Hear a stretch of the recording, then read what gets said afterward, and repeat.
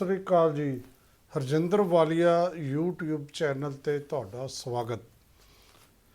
ਪਿਆਰੇ ਦਰਸ਼ਕੋ, ਇਹ ਕਹਾਣੀ ਜਿਹੜੀ ਮੈਂ ਤੁਹਾਨੂੰ ਸੁਣਾ ਰਿਹਾ ਹਾਂ, ਇਹ ਇੱਕ ਅਜਿਹੇ ਸ਼ਖਸ ਦੀ ਕਹਾਣੀ ਹੈ ਜੋ ਸਿਰਫ 8ਵੀਂ ਤੱਕ ਪੜ੍ਹਿਆ ਸੀ। 8ਵੀਂ ਤੋਂ ਬਾਅਦ ਉਹਨੂੰ ਪੜ੍ਹਾਈ ਨਸੀਬ ਨਹੀਂ ਹੋਈ ਸੀ ਕਿਉਂਕਿ ਉਹ ਗਰੀਬ ਸੀ। ਔਰ ਬਹੁਤ ਵਾਰ ਗਰੀਬ ਬੰਦੇ ਚਾਹੁੰਦੇ ਹੋ ਵੀ ਪੜ੍ਹ ਨਹੀਂ ਸਕਦੇ। ਭਾਵੇਂ ਪੜ੍ਹਾਈ ਵੱਲੋਂ ਤਾਂ ਉਹ ਗਰੀਬ ਸੀ, ਪਰ ਉਹ ਵੱਡਾ ਸੁਪਨੇ ਸਾਜ਼ ਸੀ। ਵੱਡੇ ਵੱਡੇ ਸੁਪਨੇ ਲੈਂਦਾ ਸੀ ਉਹ, ਔਰ ਕੁਝ ਨਵਾਂ ਕਰਨ ਦਾ ਉਹਦੇ ਅੰਦਰ ਜਨੂਨ ਸੀ। ਕੁਝ ਕਰਨਾ ਚਾਹੁੰਦਾ ਸੀ, ਜਿਹਨੂੰ ਕਹਿੰਦੇ ਨੇ ਟੈਕਨੀਕਲ ਮਾਈਂਡ ਸੀ ਉਹ। ਲੇਕਿਨ ਪੈਸਾ ਨਹੀਂ ਸੀ, ਘਰ ਨਹੀਂ ਸੀ, ਕਾਰ ਨਹੀਂ ਸੀ, ਕੁਝ ਨਹੀਂ ਸੀ। ਹਾਂ, ਸਾਈਕਲ ਸੀ ਉਹਦੇ ਕੋਲ ਇੱਕ, ਜਿਹਦੇ ਤੇ ਉਹ ਜਾ ਕੇ ਆਪਣੀ ਰੋਜੀ ਰੋਟੀ ਲਈ ਪ੍ਰਬੰਧ ਕਰਦਾ ਸੀ। ਇੱਕ ਦਿਨ ਉਸ ਨੂੰ ਇੱਕ ਨਾ ਪੁਰਾਣਾ ਕੋਈ ਇੰਜਨ ਮਿਲ ਗਿਆ। ਉਹ ਬੰਦਾ ਉਸ ਇੰਜਨ ਨੂੰ ਘਰ ਲੈ ਆਇਆ। ਉਹ 'ਤੇ ਉਸਨੇ ਕੰਮ ਕੀਤਾ। ਉਹਦੇ ਦਿਮਾਗ ਦੇ ਕੁਝ ਫੁਰਨਾ ਆਇਆ। ਉਹਨੇ ਉਹ ਜਿਹੜਾ ਇੰਜਨ ਸੀ, GI ਇੰਜਨ ਬੇਕਾਰ ਪਿਆ ਸੀ, ਉਸ ਨੂੰ ਆਪਣੇ ਸਾਈਕਲ ਤੇ ਫਿੱਟ ਕਰ ਲਿਆ, ਠੀਕ ਕਰਕੇ। ਜਿਵੇਂ ਅੱਜ ਕੱਲ੍ਹ ਤੁਸੀਂ ਦੇਖਦੇ ਹੋ ਨਾ, ਆਪਣੇ ਮਿਸਤਰੀ ਬਹੁਤ ਸਾਰੇ ਜਿਹਨੂੰ ਜੁਗਾੜ ਕਹਿੰਦੇ, ਜੁਗਾੜ ਲਾ ਲੈਂਦੇ ਨੇ, ਬਿਲਕੁਲ ਉਸੇ ਤਰੀਕੇ ਨਾਲ ਉਹਨੇ ਸਾਈਕਲ ਤੇ ਫਿੱਟ ਕਰ ਲਿਆ। ਮਤਲਬ ਇੱਕ ਕਿਸਮ ਦਾ ਉਹ ਸਾਈਕਲ ਮੋਟਰਸਾਈਕਲ ਬਣ ਗਿਆ। ਉਸ ਨੂੰ ਦੇਖ ਕੇ ਉਹਦਾ ਦੋਸਤ ਕਹਿੰਦਾ ਕਿ ਇਹ ਤੂੰ ਮੇਰੇ ਸਾਈਕਲ ਤੇ ਵੀ ਕਰ ਦੇ। ਉਸਨੇ ਉਸ ਦਾ ਸਾਈਕਲ ਵੀ ਮੋਟਰਸਾਈਕਲ ਬਣਾਤਾ। ਅਸਲ ਵਿੱਚ ਉਹ ਦੇਖਦੇ ਦੇਖਦੇ ਉਹਦੇ ਕੋਲ ਫਰਮਾਇਸ਼ਾਂ ਆਉਣ ਲੱਗੀਆਂ। ਉਹ ਲੋਕਾਂ ਦੇ ਸਾਈਕਲਾਂ ਤੇ ਇੰਜਨ ਪੁਰਾਣੇ ਇੱਧਰ ਉੱਧਰੋਂ ਕਰਕੇ ਫਿੱਟ ਕਰਨ ਲੱਗਿਆ। ਇਹ ਉਸ ਸਾਈਕਲਾਂ ਤੇ ਮੋਟਰਸਾਈਕਲ ਨਹੀਂ ਬਣਾ ਰਿਹਾ ਸੀ। ਅਸਲ ਦੇ ਵਿੱਚ ਉਸ ਵੇਲੇ ਇਹ ਜਿਹੜਾ ਸਿਲਸਿਲਾ ਚੱਲ ਰਿਹਾ ਸੀ, ਇਸ ਨੂੰ ਆਪਾਂ ਦੂਜੇ ਤਰੀਕੇ ਨਾਲ ਦੇਖੀਏ, ਇਹ ਇੱਕ ਸੰਸਾਰ ਪ੍ਰਸਿੱਧ ਮੋਟਰਸਾਈਕਲ ਕੰਪਨੀ ਦਾ ਜਨਮ ਹੋ ਰਿਹਾ ਸੀ। ਇਹ ਕੰਪਨੀ ਬਾਅਦ 'ਚ ਜਾ ਕੇ ਹੋਂਡਾ ਮੋਟਰਸਾਈਕਲ ਕੰਪਨੀ ਬਣਦੀ ਹੈ। ਔਰ ਜਿਹਦਾ ਮੈਂ ਜ਼ਿਕਰ ਕਰ ਰਿਹਾ, ਉਹ ਇਹਦਾ ਸੰਸਥਾਪਕ ਸੀ ਸਾਈਸਰੋ ਹੋਂਡਾ। ਸਾਈਸਰੋ ਹੋਂਡੇ ਨੇ ਨਾ ਇਹ ਕੰਪਨੀ ਬਣਾਈ ਸੀ। ਮੈਂ ਹੋਂਡੇ ਦੀ ਜੀਵਨੀ ਦੇਖੀ, ਬਹੁਤ ਦ੍ਰਿੜ ਨਿਸ਼ਚੇ ਵਾਲਾ ਬੰਦਾ ਸੀ। ਔਰ ਉਹਦੀ ਜ਼ਿੰਦਗੀ 'ਚ ਇੱਕ ਹੋਰ ਗੱਲ ਸੀ, ਉਹ ਹਾਰ ਨਹੀਂ ਕਬੂਲਦਾ ਸੀ। ਹਰ ਵਕਤ ਕੁਝ ਨਵਾਂ ਸੋਚਦਾ ਸੀ ਅਤੇ ਵੱਡੇ ਸੁਪਨੇ ਲੈਂਦਾ ਸੀ। ਸੁਪਨੇ ਲੈ ਲਏ ਉਸਨੇ। ਉਹ ਕਹਿੰਦਾ ਵੀ ਇਹ ਜਿਹੜੀ ਮੋਟਰਸਾਈਕਲ ਹੈ ਨਾ, ਇਹ ਬਹੁਤ ਵਧੀਆ ਚੱਲੂਗੀ। ਉਹਨੇ ਕੰਪਨੀ ਬਣਾ ਲਈ ਔਰ ਉਹ ਚੱਲੀ ਵੀ। ਇਹ ਨਹੀਂ ਹੈ, ਉਹਨੇ ਕਮਾਲ ਕਰਤੀ। 8ਵੀਂ ਫੇਲ ਇੰਜੀਨੀਅਰ ਨੇ।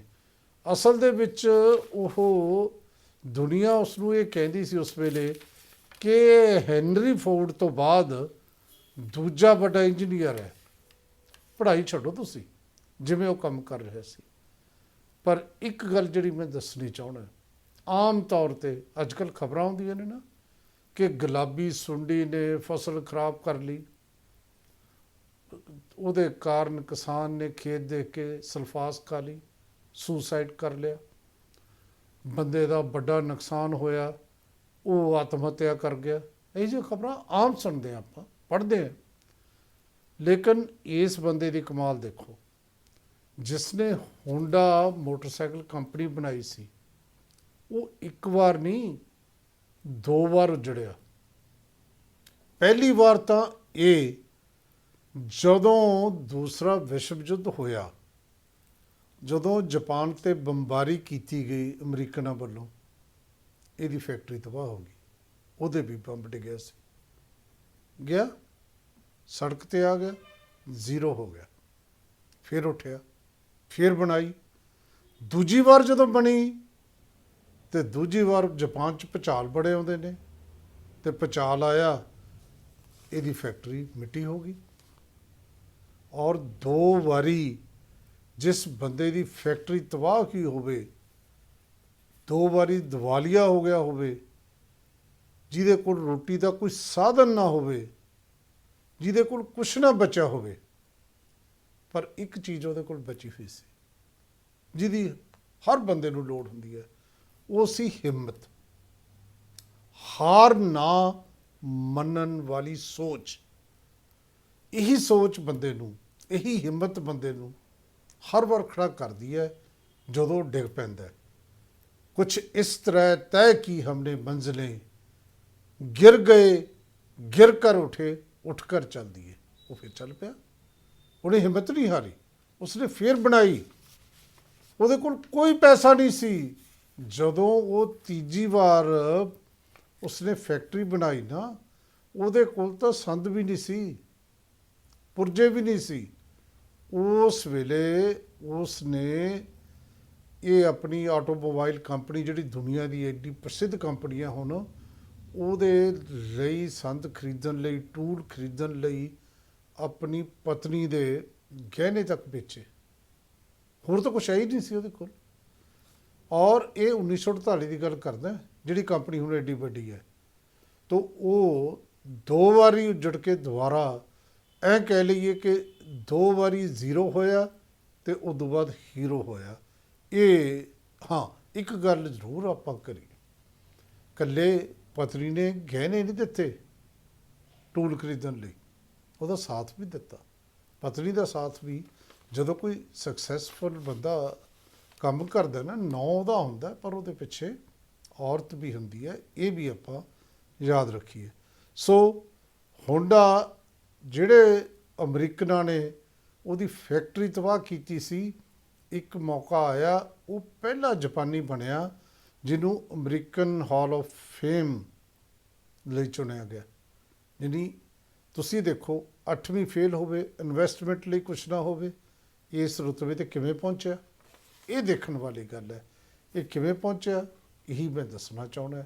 ਉਹ ਪਹੁੰਚਿਆ ਕਿਉਂ? ਕਿਉਂਕਿ ਉਹਦੀ ਥਿੰਕਿੰਗ ਪੋਜ਼ਿਟਿਵ ਸੀ, ਮਿਹਨਤ ਕਰਨ ਦਾ ਉਹਦੇ 'ਚ ਮਾਦਾ ਸੀ, ਡਟੇ ਰਹਿਣ ਦੀ ਹਿੰਮਤ ਸੀ। ਜਦੋਂ ਇਰਾਦਾ ਦ੍ਰਿੜ ਹੋਵੇ, ਹਿੰਮਤ ਹੋਵੇ ਔਰ ਸਖਤ ਮਿਹਨਤ ਕਰ ਸਕਦਾ ਹੋਵੇ ਬੰਦਾ, ਵੱਡੇ ਸੁਪਨੇ ਲੈ ਸਕਦਾ ਹੋਵੇ, ਤਾਂ ਉਹਨੂੰ ਫਿਰ ਕੌਣ ਰੋਕ ਸਕਦਾ ਹੈ ਉਹਦੀ ਸਫਲਤਾ ਨੂੰ। ਇਹ ਹੋਂਡਾ ਦੀ ਕਹਾਣੀ ਉਸ ਪਾਸੇ ਸਾਨੂੰ ਇਸ਼ਾਰੇ ਕਰਦੀ ਹੈ। ਉਹ ਇੱਕ ਸ਼ੇਰ ਹੈ ਨਾ, ये कह के दिल ने मेरे हौसले बढ़ाए हैं, गमों की धूप के आगे खुशी के साए है। हमेशा रात तो बाद ही सवेरा ਹੁੰਦਾ। ਇਹ ਗੱਲ ਮੰਨ ਕੇ ਚੱਲੀਏ ਕਿ ਦਿਨ ਹਮੇਸ਼ਾ ਇੱਕੋ ਜਿਹੇ ਨਹੀਂ ਰਹਿੰਦੇ। ਇਹ ਉਹਨਾਂ ਲੋਕਾਂ ਲਈ ਹੈ, ਬਹੁਤ ਜ਼ਰੂਰੀ ਹੈ, ਜਿਹੜੇ ਲੋਕ ਆਰਥਿਕ ਹਾਲਤ ਤੋਂ ਦੁਖੀ ਹੋ ਕੇ ਕੁਛ ਗਲਤ ਸਟੈਪ ਲੈਂਦੇ ਨੇ, ਕੋਈ ਆਤਮ ਹੱਤਿਆ ਕਰਦਾ।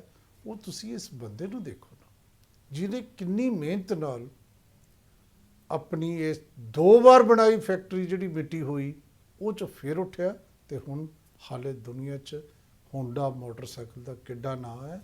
ਅਸਲ ਦੇ ਵਿੱਚ ਇਹ ਸਫਲਤਾ ਦੀ ਕਹਾਣੀ, ਇਸ ਜਾਪਾਨੀ ਦੀ ਕਹਾਣੀ ਸਾਨੂੰ ਬਹੁਤ ਪ੍ਰੇਰਨਾ ਦਿੰਦੀ ਹੈ।